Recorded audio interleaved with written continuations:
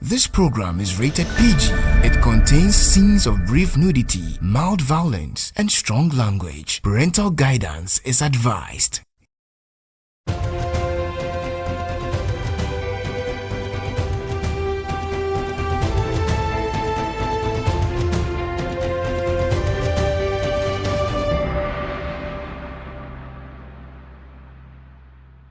We are marching school, our classes. We are marching school, our class. More one time to defend. More one time to defend.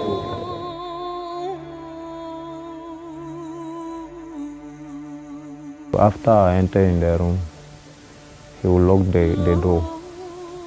He has some sound system in the room. So when you enter, he'll start playing music. And he's trying to do that. By that time, I don't have strength. He tried to sleep with me.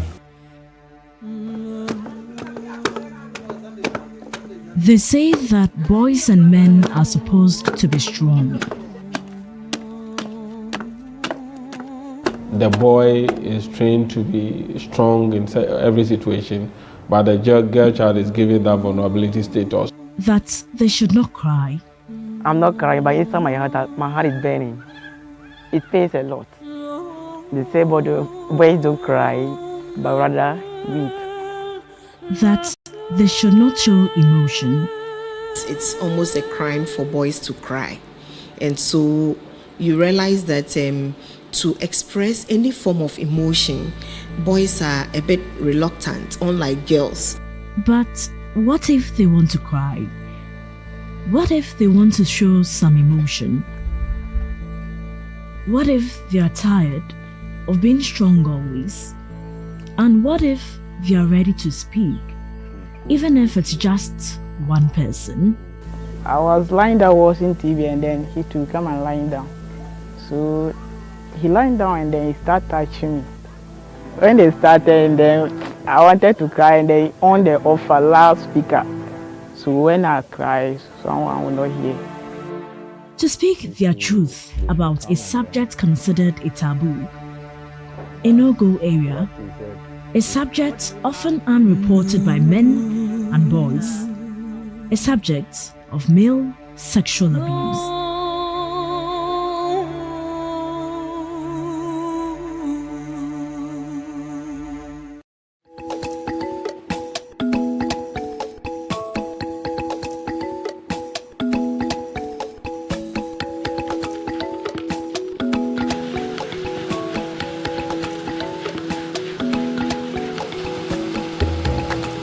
It was just 4 years ago when Kulpi, a village in the East Gonja municipality of the Savannah region, was in the spotlight for a disturbing reason. A social studies teacher, Natoma Otabel, defiled and engaged in unnatural carnal knowledge with 18 students of the Kulpi Primary and Junior High School. He was later sentenced to 7 years in prison with hard labor. Since then, a lot more perpetrators of sexual abuse against boys have been jailed.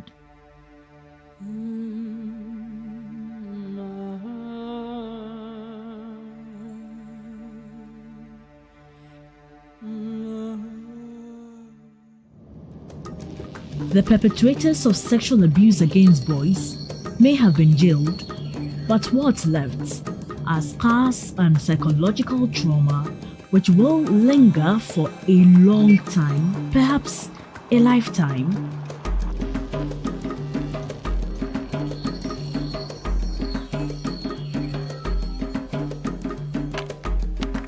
Today, the victims and survivors are breaking their silence to reveal their truth.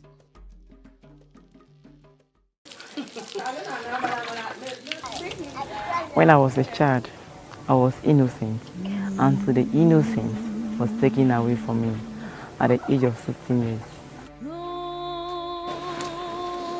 At At age 16, this young man had his virginity taken away from him by his teacher. It's a fact that majority of sexual assault victims are abused by someone they know. He normally asked us to visit him evening time because they were alone there. So I was not even going, I don't like going there. And it was a friend of mine who asked me to accompany him to teacher quarters. So when we went there, he asked me to come there alone. So I went there with a basket.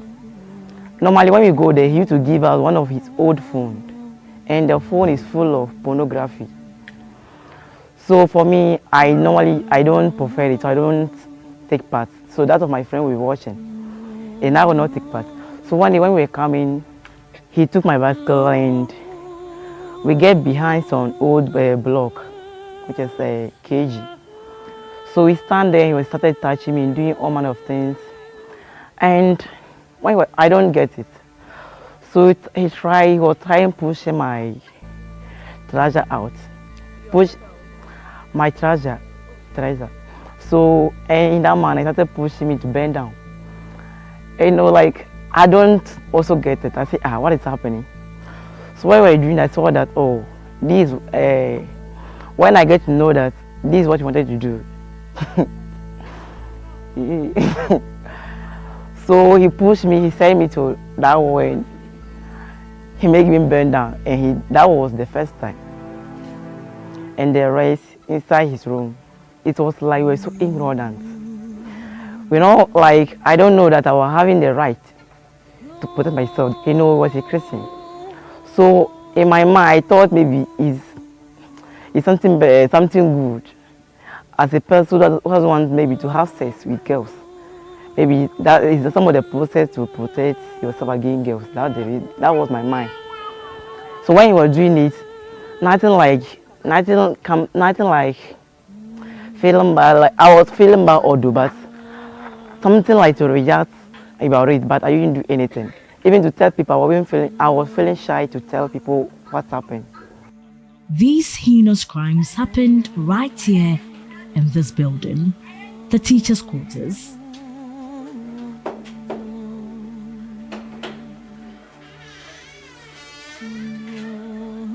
Whenever he did it, he would use some rat and clean our anus. That's the only thing he used to do. So we don't do anything.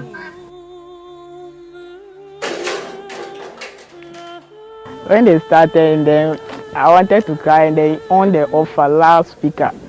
So when I cry, someone will not hear.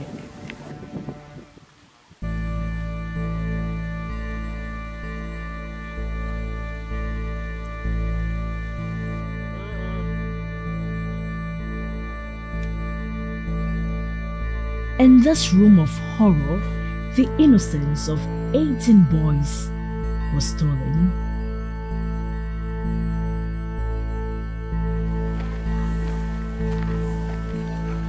He was not the only member of his family sexually abused by the teacher. His twin brother is also a victim. I have a twin brother, and he also involved in that situation. One day, I was eating with him with a friend, and he mentioned that he has sex, that he fucked his anus. So when he said that, I said, "Hey, are you joking?" I said, are you sure you're not lying? So when he was saying to me, I was like, hey, so this thing happened to me and to him also. I don't know that he used my brother too. So one day and then I just started talking about it in the school. I was sitting in the group. I don't know that all of us part, all my friends part about it. And they were just talking, hey, my brother to say, hey. So he just do me like that. And I say yes. And then someone just taking behind us. And then he just pick it up. Everybody was speaking. Hey.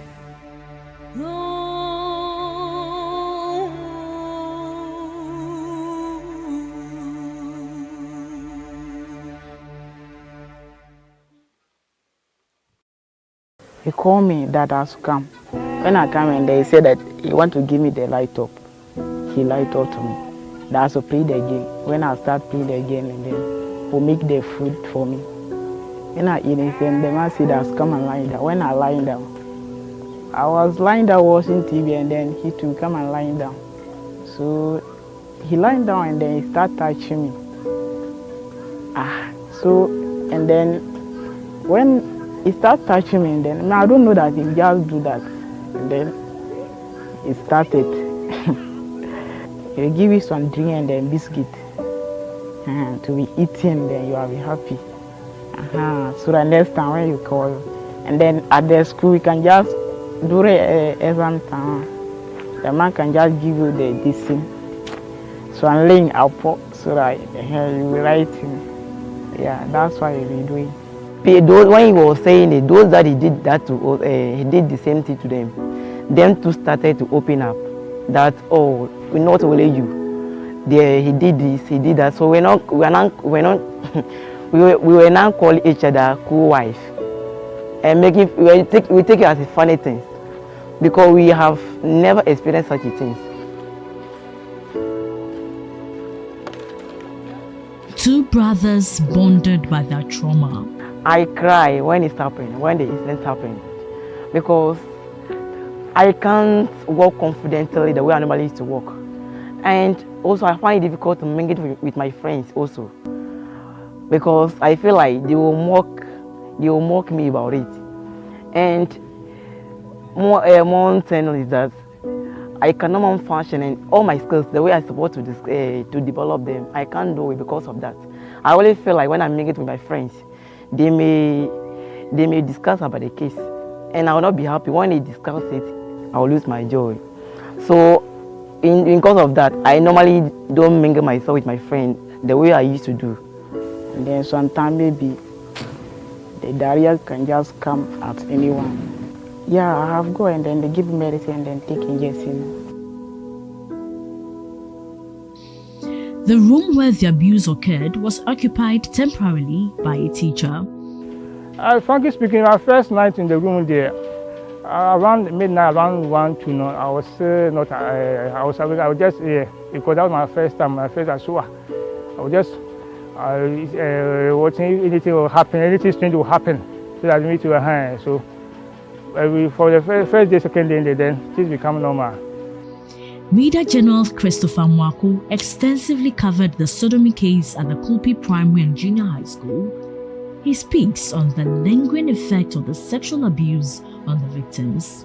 The psychological trauma you could see from their faces. Some of them even could not go to senior high school. Some of them had to drop, and I was told by the assemblyman for the community that when the incident happened, some of them did not actually continue to write their basic education certificate examination. When the incident broke, everybody was talking about it.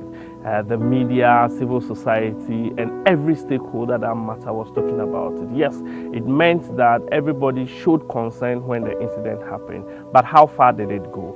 Beyond the 2-3 times counseling they gave to the children, what next? As I'm speaking right now, we don't know the test results when they went for, normally for a checkup.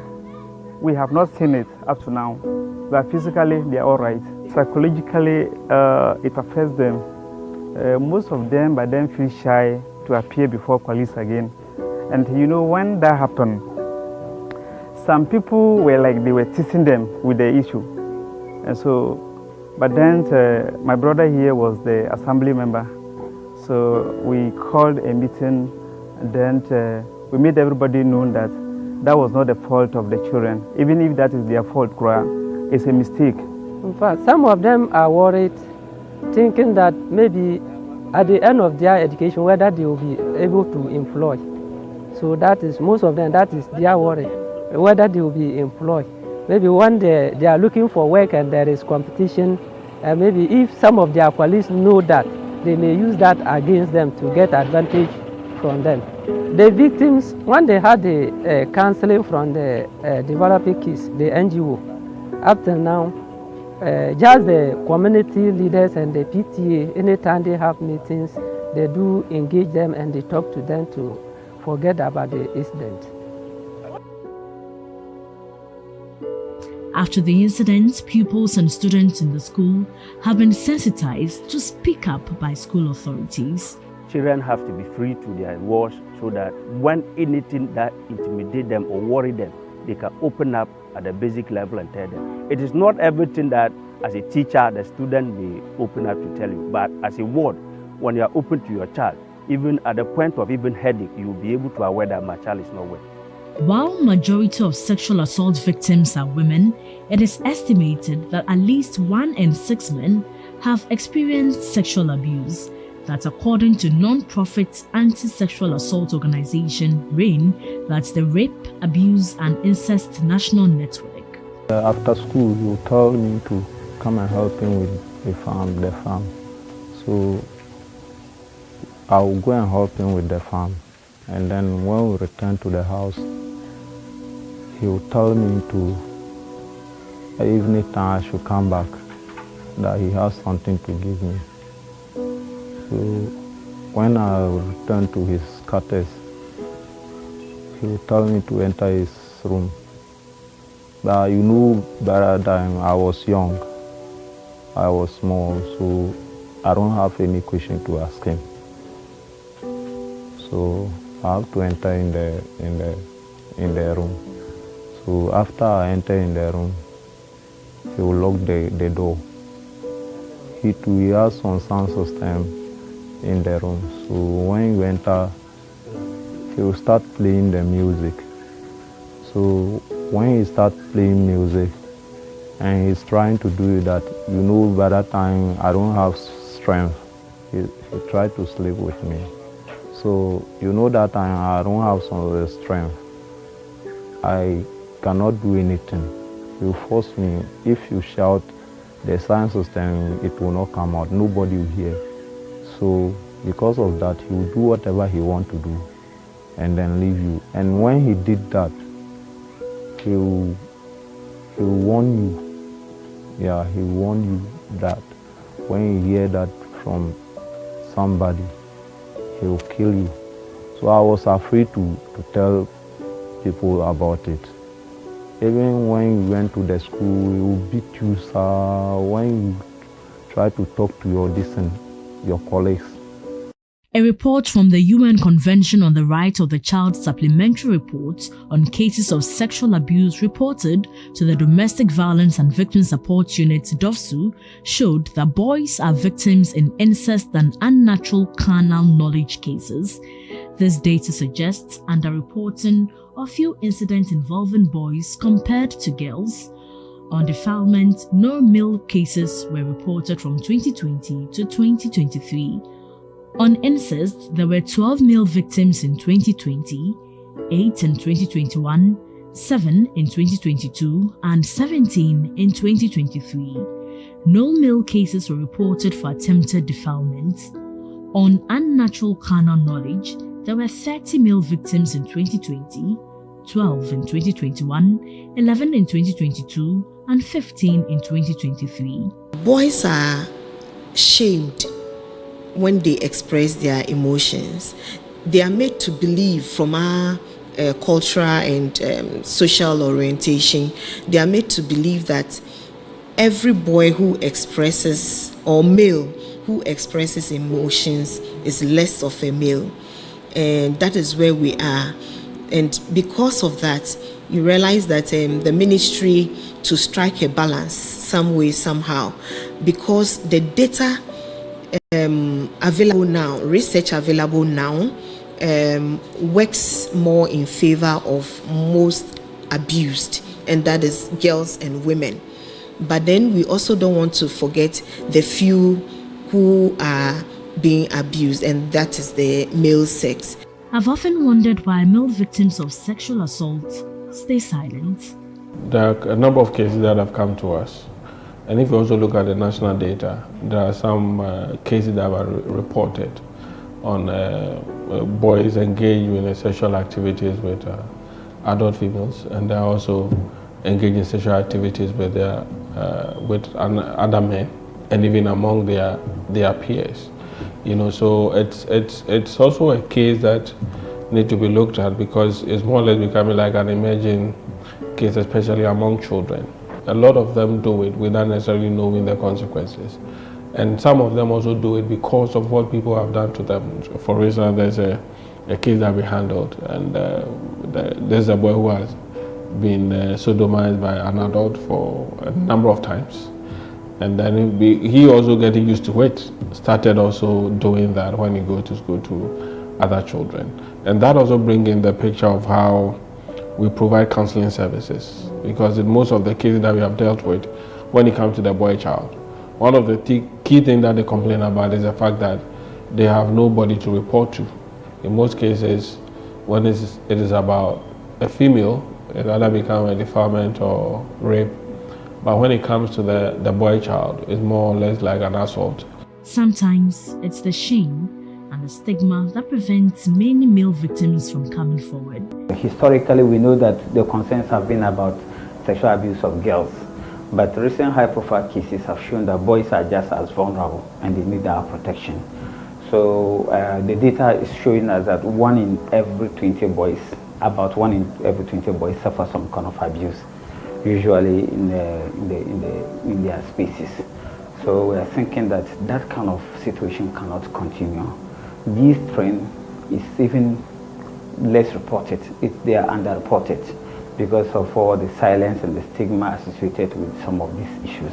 So we're thinking that the number is even higher, but due to underreporting and silence, we do not have all the numbers that we are looking for. Many people believe that sexual assault is only committed by men against women. Many people also don't take sexual assault of men seriously.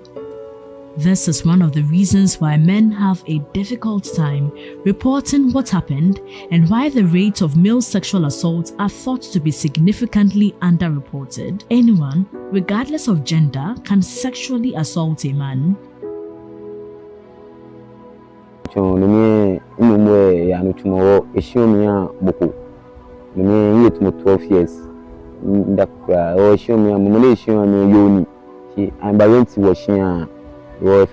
Internet nikameo shia oka shia le no e ba juan ke mo fe mo te market e ba juan ke e juan mi be like e ke mi fi ibi ku me shwe e ke ni bi ni ke fi na ke e shimi ni ete e ba oni lita ke ba ke ma se be e mo ni ni be ke mo e fufo shi fe mi shi be aka shi kule mi fi o one day ni mfumote ke wajuwe ni wajuwe de ke kanshipon e kanu if you le fina kan yin gbole agbeke na le ni mo pe yin. So that time the girl was grew past me, like the girl he get like 18, 19, but me I get 15, 16 that time. So me and he tell me say make I come in mother house in there. So me too, I go there. Like it they romance me. So that time me too. That time it they feel my mouth. I feel something.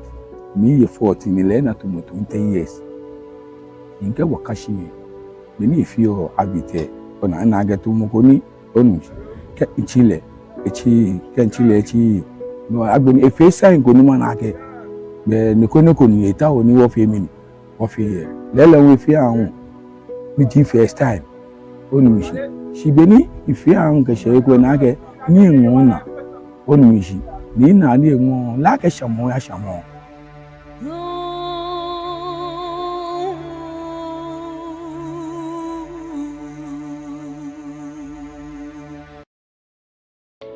In October this year, a Justice for Ransford campaign began to trend in Ghana, with Ghanaians rallying for justice over the death of a 16-year-old footballer allegedly abused sexually by his coach. In the ensuing days, the Ghana Police Service arrested the coach, who has since been released on bail. According to the police, a review of the medical reports so far submitted by the deceased mother from the Konfanochi Teaching Hospital and the Maternal and Child Health Hospital in Kumasi suggests that the 16-year-old footballer was treated for liver and kidney-related conditions. The Ministry of Gender, Children and Social Protection says Following the incident, it has put measures in place to ensure that schools, sports academies and orphanages conduct mandatory background checks and regular audits, among others, for staff to protect the welfare of boys. We want to strengthen the collaboration to be able to bring out all those orphanages that are not registered, even those that are registered but are into one illegal practice or the other. They are supposed to be filing annually with us, and from time to time we also go on monitoring. And so I think this year you realize that the gender committee went on monitoring and reported on some of the things that they saw. So it is the monitoring that makes us the surprise ones, the spot checks and all that. Those ones make us realize if something is happening in the various orphanages. For the victims and survivors of sexual abuse, it is their hope that no one goes through the experience. My advice is that as a boy, you need to know your rights. That's the first thing. Because I see it to be like, I don't know my right. That was why such a thing happened. And the second thing, as a boy, if something bad is happening, you don't have to keep it secretly. See people who is beyond you, who you think they know best. They know more than you. Because we were keeping it beyond or with our peers. Now my advice is, maybe sometime when you have a friend with a teacher, when the teacher call you and then you come, and then he start giving you something, and then he act like he touching you what someone. So you be come and report first and tell your teacher, maybe your parents, so they be aware about it. To me, I will tell the boy child to be careful with their masters. When he says something that is not good, you should be careful. You have other masters, so you have to be quickly good and then report to them. To the boy child, there's a responsibility placed on you to behave in a manner that society expects you to live up to. And there's a lot of energy that you can give. And to direct the energy, I think that should be more positive, it should be more encouraging, and for you to do what is best for you. And for those who have gone through abuse, it's not too late. I think that if you have gone through abuse, don't feel shy. Report the matter to the appropriate people that you have confidence in. Speak to the police, speak to the ministry. We have toll-free lines 0800 900 900, 0800 800 800. We have 0800 111 222. We encourage you to call all of these numbers and speak to us. Speak to any adults you can trust will listen to you. And make sure that you are not silenced by shame or by society or by friends. Indeed, sexual abuse can and does affect anyone and everyone. The boys and men have spoken their truth, a truth they hope will liberate more males who form the minority of sexual abuse victims. I have a negative mind that, can I succeed? How will I make it? The answer is yes. Okay? Okay. A big YES. Yes, your past can be behind you. You'll get all the psychological support that you need. You're not defined by your past, by your future. You don't have control over what happened to you in the past, but you have control over your future. Indeed. If there's anything I want you to remember, just remember that you can carve a brighter future for yourself. Amen. You can't be defined by your past. Wow. Okay. Thank you.